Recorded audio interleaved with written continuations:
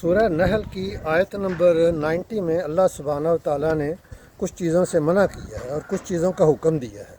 جن چیزوں کا حکم دیا ہے ان میں سب سے پہلے آتی ہے کہ انصاف کرو، یعنی جب بھی ہم آپس میں معاملات کریں تو اس میں انصاف کریں۔ اس کے بعد حکم ہے احسان کرنے کا، کہ ہم دوسروں کے اوپر کوئی نہ کوئی، مثلا کسی مزدور سے ہم نے 100 روپیہ اگر ہم نے لیبر طے کی ہے اور اس کے اوپر ہم 10 روپیہ مزید دے دیتے ہیں تو یہ اس کے اوپر احسان ہوگا اگر اس نے اچھا کام کیا ہو تو اسی طرح اگر ہم کسی کا کام کر رہے ہیں تو اس میں بھی ہمیں 1 مائل ایکسٹرا جانا چاہیے۔ ایک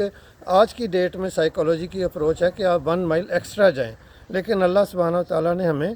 پہلے ہی اس کا احسان کا حکم دیا ہے کہ ہم دوسرے کو اس کی جو ریکوائرمنٹ ہے اس سے کوئی تھوڑا سا بہتر کر کے دینے کی کوشش کریں۔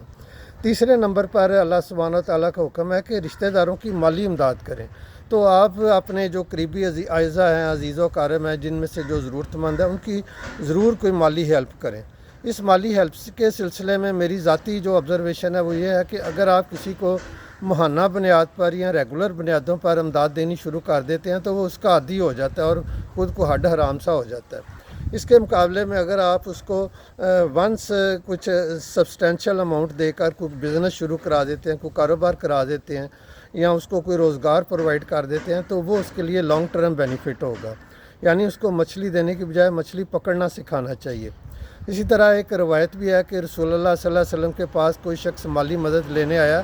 تو آپ صلی اللہ علیہ وسلم اس کو مالی مدد دے سکتے تھے، مگر آپ نے اس کو کہا کہ تمہارے پاس کیا کچھ ہے؟ اس کے پاس جو بھی تھا اس کو بیچ کر آپ نے اس کو ایک رسی اور کلاڑی لے دی کہ جاؤ لکڑیاں کاٹو، کماؤ اور کھاؤ، یعنی کہ دوسرے کو اس کے پاؤں پر کھڑا کرنے کے سلسلے میں ہیلپ کرنی چاہیے۔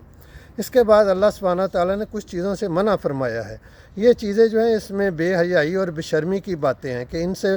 آپ ظاہری طور پر یعنی کھلے عام بھی اور پوشیدہ طور پر بھی ہمیں بچ کر رہنا چاہیے۔ دوسرے نمبر پر اللہ سبحانہ تعالیٰ نے اس بات سے منع فرمایا کہ ہم کوئی نامعقول اور فضول گفتگو کریں۔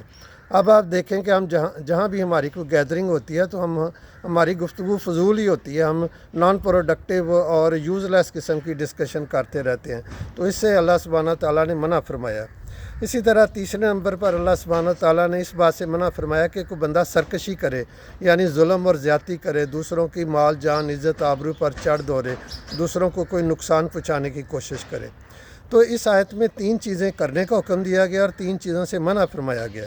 اور اس کے بعد میں اللہ سبحانہ تعالیٰ فرماتے ہیں کہ اللہ تمہیں خود نصیحت کر رہا ہے تاکہ تم یاد رکھو۔ یعنی یہ ایک چھوٹی سی آیت ہے، تو اس میں اگر ہم ان بتائی ہوئی باتوں پر عمل شروع کر دیں تو ہماری زندگی یقیناً 360 ڈگری چینج ہو سکتی ہے اور ہمیں دنیا اور آخرت میں کامیابی مل سکتی ہے۔ تو اللہ سبحانہ تعالیٰ سے دعا ہے کہ ہمیں ان باتوں پر عمل کرنے میں ہماری مدد فرمائے۔ آمین یا رب العالمین۔